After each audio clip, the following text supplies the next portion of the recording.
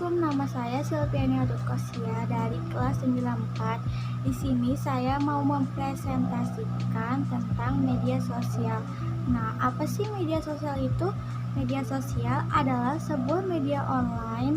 Pengguna dapat dengan mudah berpartisipasi, berbagi, dan menciptakan isi meliputi blog, jejaring sosial, wiki, forum, dan dunia virtual. Blog, wiki, dan jejaring sosial merupakan bentuk media sosial yang paling umum digunakan oleh orang di seluruh dunia. Sejarah perkembangan media sosial. Sejarah media sosial bermula pada akhir abad ke-19. Titik awalnya adalah teknologi telegraf yang dikirimkan oleh Samuel Morse pada 1844.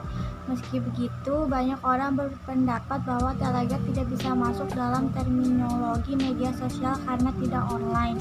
Sedangkan media sosial sendiri dianggap sebagai teknologi komunikasi yang berbasis internet. Karena itu, pertumbuhan internet pada 1970-an menjadi awal mula dari media sosial. Nah, pada tahun 1978 media sosial pertama tercipta. Bentuknya adalah Bulletin Board System atau BBS, sebuah platform yang mengumumkan pertemuan dan berbagi informasi dengan mengunggahnya di BBS. Ini menjadi tonggak komunitas virtual pertama dalam sejarah. Selanjutnya, pada tahun 1979, kemunculan Usenet membuat orang mulai menggunakan komunikasi virtual dari buletin, artikel, atau newsgroup online. Pada tahun 1995, ketika www diluncurkan, orang mulai ingin membuat situs web pribadi masing-masing. Situs pribadi ini memungkinkan mereka berbagi dan berkomunikasi lewat internet. Saat itu, media sosial hanya digunakan untuk berbagi saja atau belum ada jejaring pertemanan virtual. Jejaring pertemanan virtual baru muncul pada tahun 1997 dengan layanan Seekres. Platform ini memungkinkan penggunanya membuat profil dan daftar teman. Sedangkan pada media sosial untuk blogging pada 1999 mulai muncul Blogger dan LiveJournal. Dengan layanan ini, pengguna bisa membagikan tulisan dan berkomunikasi melalui blog dan jurnal mereka sendiri. Sedangkan grup jejaring sosial mulai tumbuh pesat dengan kemunculan Friendster pada tahun 2002. Platform ini memungkinkan pengguna membuat profil dan terkoneksi secara virtual dengan orang di seluruh dunia. Friendster kemudian digandrungi anak muda pada masanya. Kesuksesan tersebut memicu munculnya jejaring pertemanan yang lain dengan spesifikasi berbeda seperti MySpace untuk musik dan LinkedIn untuk bisnis atau pekerjaan. Pada tahun 2004, Mark Zuckerberg meluncurkan jejaring pertemanan online yaitu Facebook. Mulanya, layanan ini digunakan sebagai jejaring sosial pada mahasiswa. Namun, seiring berjalannya waktu, Facebook boleh diakses bagi siapa saja yang berusia di atas 13 tahun. Facebook hingga kini tetap digandrungi oleh banyak warganet. Para pekerja kreatif terus mengembangkan media sosial jenis lain hingga pada tahun 2005 YouTube diluncurkan. YouTube menjadi salah satu media sosial pembeda karena berbagi menggunakan video.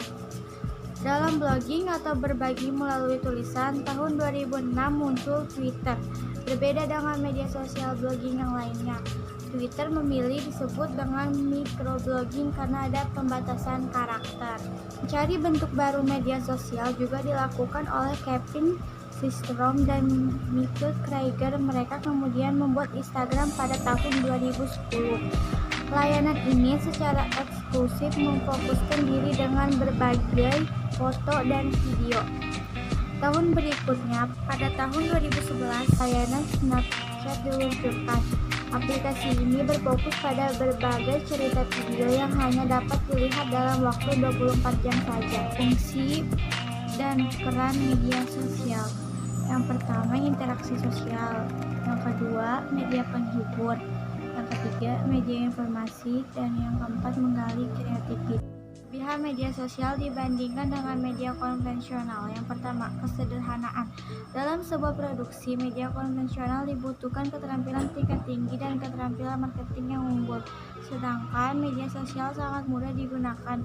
Bahkan untuk orang tanpa dasar TI pun dapat mengaksesnya. Yang dibutuhkan hanyalah komputer dan koneksi internet. Yang kedua, membangun hubungan. Sosial media menawarkan kesempatan tak tertandingi untuk berinteraksi dengan pelanggan dan membangun hubungan. Perusahaan mendapatkan sebuah feedback langsung, ide, pengujian, dan mengelola layanan pelanggan dengan cepat. 3. Jangkauan global. Melalui media sosial, bisnis dapat mengkomunikasikan informasi dalam sekejap. Terlepas dari lokasi geografis, media sosial juga memungkinkan untuk menyesuaikan konten Anda untuk setiap segmen pasar dan memberikan kesempatan bisnis untuk mengirimkan pesan ke lebih banyak pengguna. 4. Terukur. Dengan sistem touchscreen yang mudah, pengiriman pesan dapat terukur sehingga perusahaan langsung dapat mengetahui efektivitas promosi. Dampak positif dan negatif media sosial. Dampak positifnya yang pertama, memudahkan kita untuk berinteraksi dengan banyak orang. Yang kedua, sebagai media penyimpanan informasi. Yang ketiga, situs jaringan sosial membuat anak dan remaja lebih bersahabat dan perhatian. Yang keempat, media sosial dapat menyambung tali silaturahmi, memudahkan bagi orang yang memiliki keluarga atau teman yang jauh. Dan yang kelima, media sosial juga dapat memanfaatkan sebagai jalan dakwah atau menyampaikan ajaran-ajaran Islam. Dampak negatifnya, yang ke satu, gangguan kesehatan fisik. Yang kedua, terpapar konten negatif. Yang ketiga, menimbulkan gangguan mental. Yang keempat, terpapar hoax. Yang kelima, mengganggu relasi. Dan yang keenam, memicu kejahatan. Cara mencegah dampak negatif dari media sosial. Yang pertama, membatasi penggunaan internet dengan cara pembatasan waktu browsing. 2. Harus memilih yang baik dan yang buruk. 3. Menggunakan internet untuk hal positif. Dan yang keempat, jangan mencari hal negatif di internet. Sekian dari saya.